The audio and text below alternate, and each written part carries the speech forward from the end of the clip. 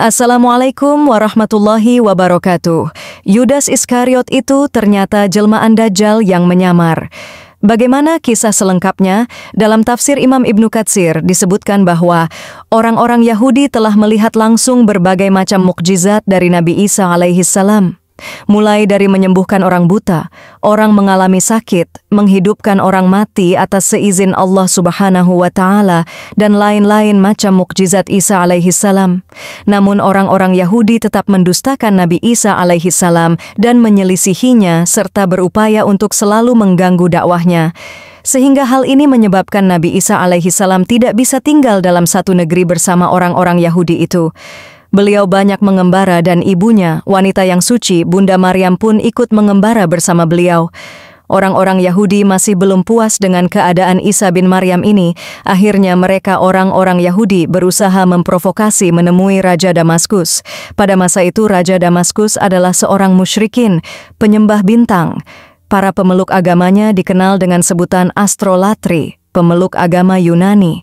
Ketika orang-orang Yahudi itu sampai kepada Raja Damaskus itu, mereka menyampaikan berita dusta kepada sang raja bahwa di Baitul Maqdis ada seorang laki-laki yang menebarkan fitnah di tengah-tengah manusia, menyesatkan mereka dan mengajak mereka agar memberontak kepada sang raja. Karena provokasi yang manis dari Yahudi, Raja Damaskus pun murka mendengar laporan itu. Kemudian dia menulis surat kepada gubernur yang ada di Baitul Maqdis untuk memerintahkan agar menangkap lelaki yang dimaksud, lalu menyalibnya dan meletakkan duri-duri di kepalanya agar tidak mengganggu orang-orang sekitar lagi.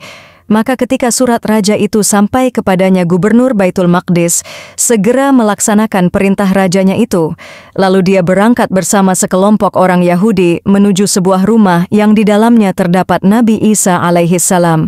Ketika itu Nabi Isa alaihi salam sedang bersama sejumlah murid-muridnya yang mereka disebut Hawariyun.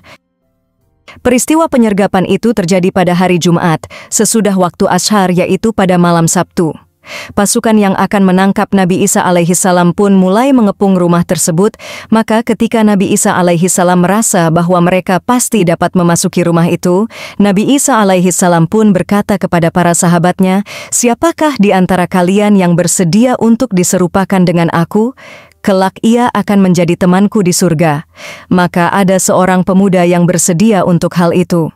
Namun ketika Nabi Isa alaihi salam melihat pemuda itu, Nabi Isa alaihi salam tidak mau, karena pemuda itu masih terlalu muda untuk melakukannya, sehingga beliau mengulangi permintaannya sebanyak 3 kali. Tetapi setiap kali beliau mengulangi pertanyaannya itu, tidak ada seorang pun yang bersedia kecuali hanya pemuda itu. Akhirnya Nabi Isa alaihi salam mengatakan, "Baiklah kalau begitu, maka kamulah orangnya." Saat itu juga Allah Subhanahu wa Ta'ala menjadikan pemuda itu mirip dengan Nabi Isa bin Maryam, sehingga seolah-olah pemuda itu betul-betul memang Nabi Isa itu sendiri. Tak lama kemudian terbukalah salah satu bagian dari atap rumah itu, dan ada sebuah riwayat mengatakan Nabi Isa alaihi salam tertimpa rasa kantuk yang teramat sangat hingga akhirnya beliau pun tertidur. Dalam keadaan seperti itu, Allah Subhanahu wa Ta'ala mengangkat Nabi Isa alaihi salam menuju langit, seperti dalam kutipan dari kitab Al-Quran, surah Ali Imran ayat 55. "Wahai Isa, sesungguhnya aku mengambilmu, mengangkatmu kepadaku, menyucikanmu dari orang-orang yang kufur, dan menjadikan orang-orang yang mengikutimu lebih unggul daripada orang-orang yang kufur, hingga hari kiamat kemudian kepadakulah kamu kembali, lalu aku beri keputusan tentang apa yang selalu kamu perselisihkan." Di saat Nabi Isa alaihi salam diangkat ke langit, para murid atau sahabatnya ini keluar. Datanglah mereka orang-orang yang hendak menangkap Nabi Isa alaihi salam. Mereka melihat pemuda yang telah dimerupakan dengan Nabi Isa itu. Mereka menyangka ia adalah Nabi Isa. Pada malam itu juga mereka menangkapnya dan kemudian menyalibnya serta meletakkan duri-duri di kepalanya. Orang-orang Yahudi menampakkan bahwa merekalah yang telah berhasil menyalib Nabi Isa alaihi salam. Mereka merasa bangga dengan hal ini. Ternyata beberapa kalangan dari orang-orang Nasrani juga mempercayai hal tersebut, bahwa Nabi Isa alaihi salam telah disalib. Itu semua terjadi karena kebodohan dan pendeknya akal mereka. Kecuali mereka para Hawariyun yang ada di dalam rumah tersebut bersama Nabi Isa alaihissalam, mereka tidak mempercayainya. Karena para Hawariyun menyaksikan sendiri bahwa Nabi Isa alaihissalam diangkat ke langit. Adapun selain mereka, semuanya menyangka bahwa yang disangka oleh orang-orang Yahudi, bahwasanya orang yang disalib itu adalah Isa Al-Masih putra dari Maryam. Hingga akhirnya mereka pun menyebutkan sebuah kerancuan bahwa Ibunda Maryam duduk di bawah orang yang disalib itu dan menangisinya. Disebutkan pula bahwa orang yang diserupakan Nabi Isa alaihissalam yang mereka sangka disalib itu berbicara dengan Bunda Maryam waktu itu. Lalu bagaimana kisahnya bahwa Yudaslah yang terpilih dan juga Yudas Iskariot adalah jelmaan dari Dajjal yang menyamar dan menyusup dalam Hawariyun Nabi Isa alaihissalam? Sebelumnya Zul harap teman-teman menyimak hingga akhir dan sudilah kiranya teman-teman semua kasih like ya. Kisah kita lanjutkan. Dalam kitab Injil versi Barnabas disebutkan bahwa Nabi Isa alaihissalam atau Yesus tidak pernah disalib. Yang disalib adalah salah satu sahabatnya, yaitu Yudas Iskariot. Dalam sudut pandang Muslim, dia disebut sebagai orang yang diserupakan dengan Nabi Isa. Mengapa harus mengacu pada Injil Barnabas? Karena Injil Barnabas ini mengajarkan tentang keesahan Tuhan yang satu, yang secara telaah lebih mendekati konsep Islam dibandingkan yang lain. Namun sayangnya, Injil ini tidak direstui dan tidak diresmikan oleh Vatikan, sebagaimana 4 Injil kanonik, yaitu Injil Matius, Markus, Lukas, dan Yohanes. Sejalan dengan sejarah yang dicatat oleh Islam, Injil Barnabas itu menyatakan bahwa Yesus langsung diangkat ke langit. Artinya diangkat bersama tubuh fisiknya juga, sementara Yudas dengan iradah Allah Subhanahu wa Ta'ala disamarkan hingga menyerupai Isa atau Yesus dan kemudian disalibkan.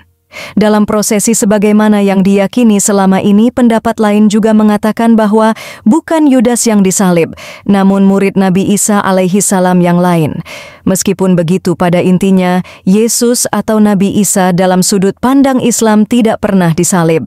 Selain tafsir dari Ibnu Katsir, ada pula riwayat-riwayat lain yang mengatakan bahwa sebenarnya Yudas Iskariot adalah Dajjal yang menyamar. Dajjal menyamar dan berganti nama menjadi Yudas Iskariot, kemudian menyusup dan berpura-pura menjadi salah satu murid dari Nabi Isa alaihissalam. Hingga pada akhirnya ketika terjadi peristiwa penyalipan Yesus atau Nabi Isa alaihissalam, Allah Subhanahu wa Ta'ala merupakan wajah Yudas menjadi wajah Yesus hingga Yudaslah yang akhirnya disalib oleh Raja Herodes. Raja Herodes dan orang-orang Yahudi saat itu mengira kalau Yudas Iskariot adalah Isa bin Maryam.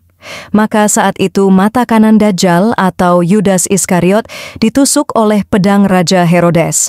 Dan Dajjal kehilangan atau rusak mata kanannya. Makanya di dalam satu hadis Nabi Shallallahu Alaihi Wasallam disebutkan Dajjal adalah anak keturunan Adam atau manusia yang rusak sebelah matanya. Mari kita telusuri siapa sebenarnya Yudas Iskariot itu. Yudas Iskariot adalah nama yang sama dengan sebutan Yehuda dalam bahasa Ibrani yang artinya Tuhan yang dipuji atau pujian. Nama ini pada kala itu adalah sebuah nama yang populer di kalangan orang Yahudi.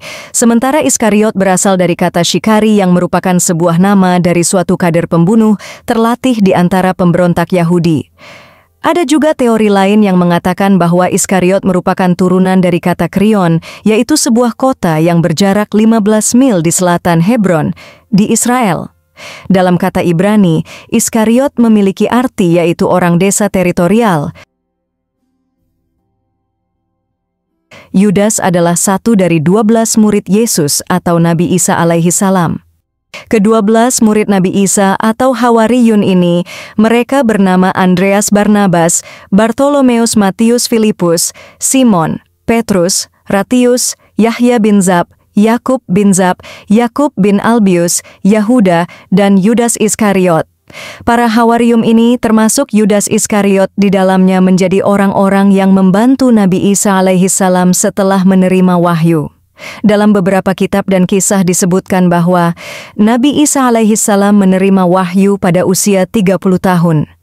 Dalam tafsir Ibnu Katsir, kaum Hawariyun dalam suatu pendapat dijelaskan jika mereka adalah merupakan orang-orang yang bertubuh pendek. Menurut pendapat yang lainnya, mereka dinamakan Hawariyun karena pakaian yang selalu mereka kenakan berwarna putih. Sedangkan menurut pendapat yang lainnya menyebutkan bahwa mereka adalah para pemburu. Dalam kitab Al-Quran, Allah Subhanahu wa Ta'ala berfirman, maka ketika Isa merasakan keingkaran mereka Bani Israel, dia berkata, siapakah yang akan menjadi penolong untuk menegakkan agama Allah? Para Hawariyun sahabat setianya menjawab, kami penolong agama Allah, kami beriman kepada Allah, dan saksikanlah bahwa kami adalah orang-orang Muslim. Al-Quran Surat Ali Imran ayat ke-52. Dalam pandangan umat Nasrani, Yudas Iskariot menjabat sebagai bendahara, memegang keuangan. Namun dikisahkan bahwa Yudas sering mengambil keuntungan pribadi dari posisinya tersebut. Dia dikatakan sering mencuri uang kas atau korupsi, dan Yudas juga termasuk orang yang pandai dalam bersilat lidah. Intinya sosok Yudas menurut pandangan kaum Nasrani digambarkan sebagai pengkhianat. Kesalahan terbesar yang pernah dilakukan Yudas adalah dia pernah menjual Yesus seharga 30 keping uang perak.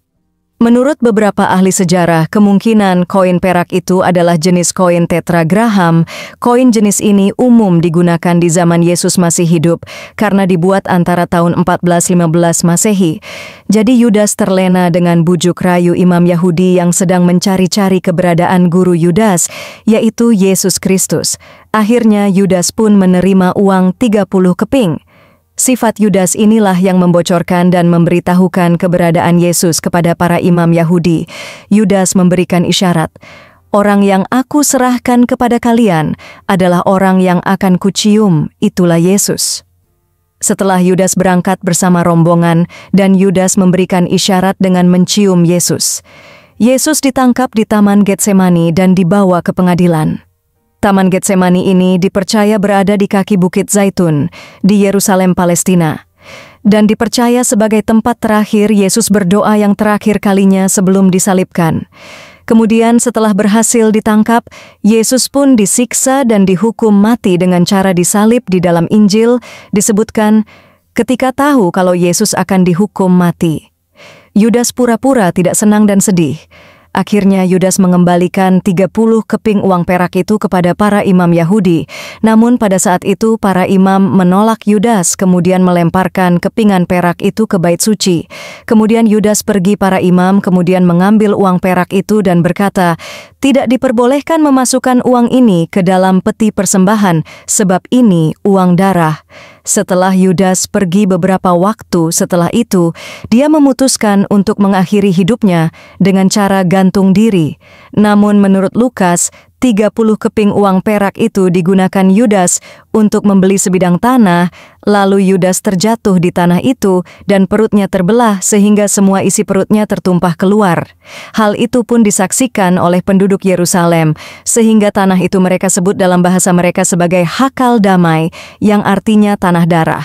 Jadi logikanya begini, saat itu Yudas membeli tanah, kemudian di tanah itu juga dia gantung diri. Setelah jasadnya mulai membusuk, lalu tali gantungannya putus dan jasad Yudas yang telah membusuk itu jatuh ke bawah dan terpecah berhamburan. Demikian yang bisa Zul bagikan, semoga sedikit penjelasan ini dapat menambah wawasan teman-teman semua.